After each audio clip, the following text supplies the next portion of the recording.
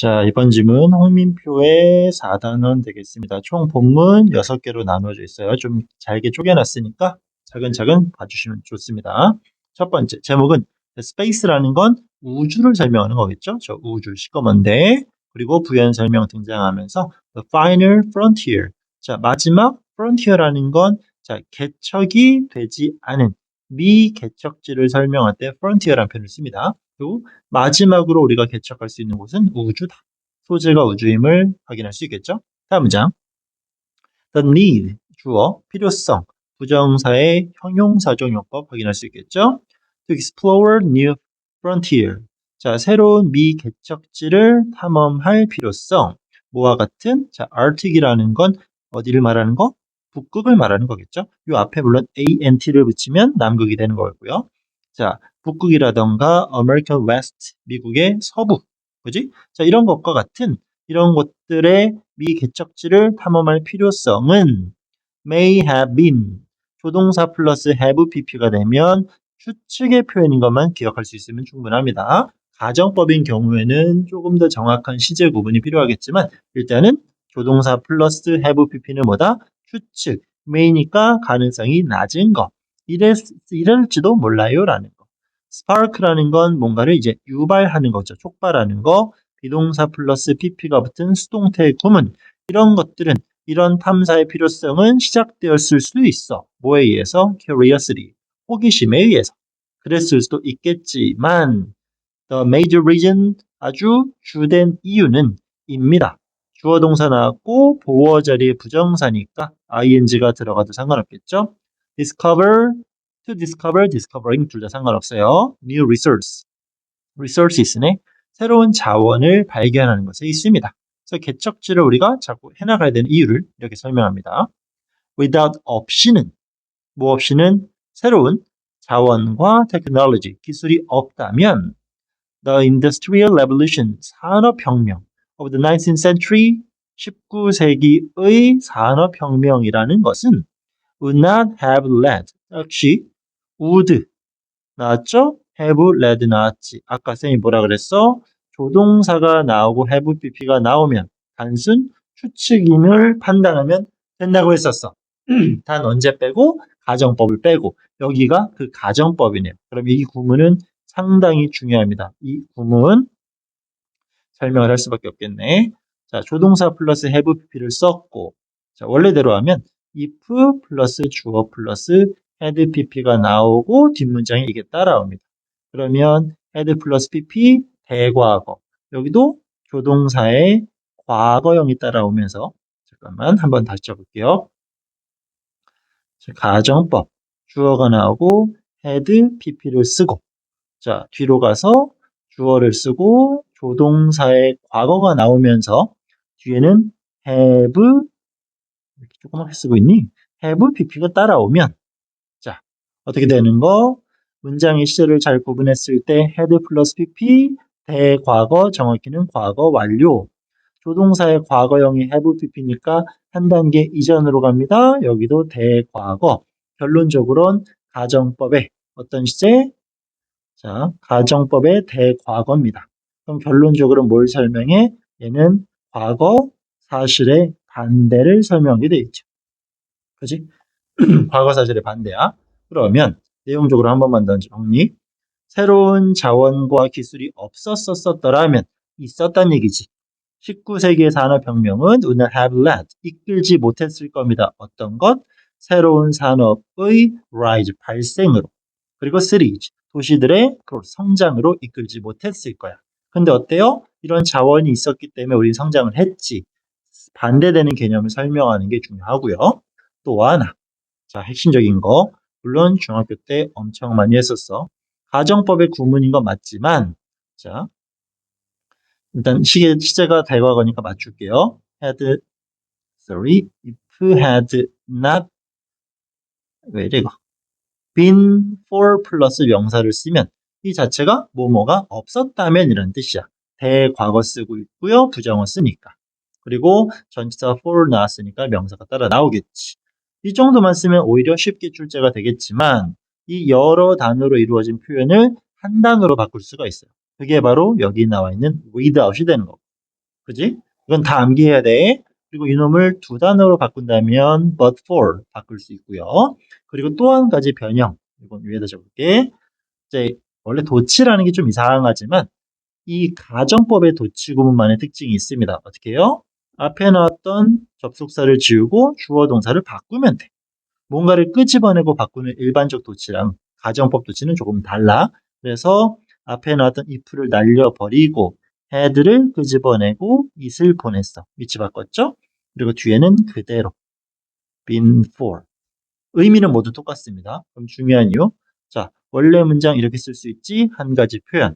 한 단어로 바꿀 수 있죠. 두 단어로 바꿀 수 있지. if 지우고 바꿀 수 있지. 글자 수 바뀌면서 표현 방법은 몇 가지? 네 가지. 그럼 결국 오지선다에서 적절하지 않은 한 가지 문장 장난쳐 놓고 물어볼 수 있으니까. 이거는 어쩔 수 없습니다. 무조건 이해하고 이해했다면 변형 방법까지 암기하셔야 됩니다. 너무나 중요해요. 오케이. 이런 게 없었더라면 발전할 수 없었을 텐데 실제로는 있어서 발전했다. 오케이. The late 20th century 20세기 후반 The information 정보 technology revolution 뭐야? 정보 기술 혁명이겠죠. 이런 것들은 이런 정보의 혁신은 connected 연결했습니다. 누구를 세상을 하나 흔히 말하는 뭐 지구촌이 됐다는 얘기죠. 그리고는 transformed 변형시켰어. 동사 1번 과거, 동사 2번 과거. 왜? 20세기니까. 그죠? 이때 이런 변화가 생겼어. economic, 경제도 변화를 시켰다고 합니다. 이 세기라는 건 조금 주의할 필요는 있어요. 지금 이게 개정 교과가 이게 지금 실린 게 2022년도 개정 과정이고요. 실제 고등학교 1학년 학생들이 2025년부터 보고 있는 자료잖아. 그지? 그러면 2025년은 몇 세기야? 앞에 요거 딱 대갖고 20세기요 이러면 안 돼. 세기라는 건 여기에다가 플러스 1 하는 거였으니까. 그래서 1999년도는 20세기인 거고. 오케이?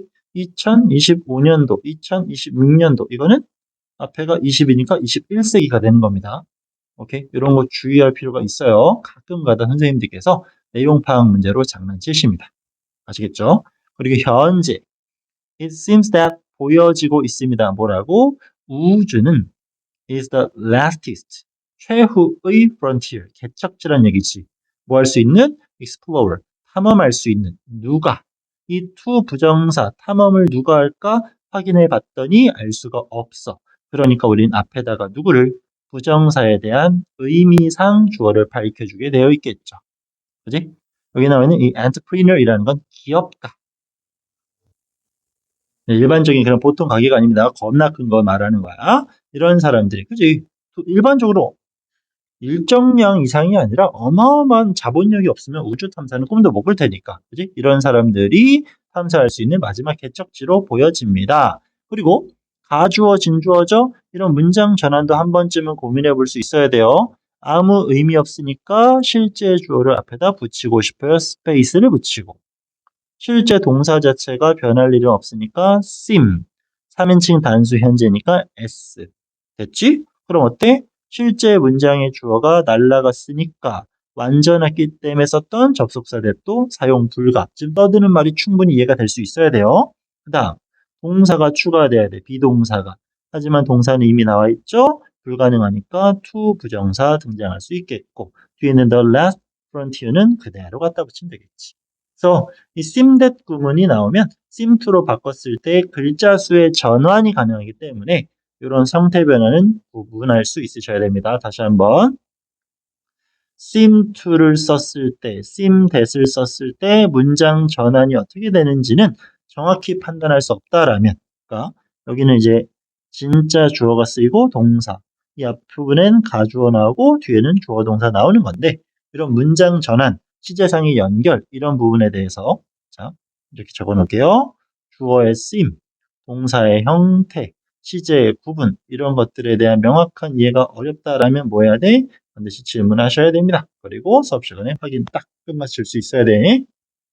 다음 finding 누가 봐도 동명사 주어일 것 같겠죠?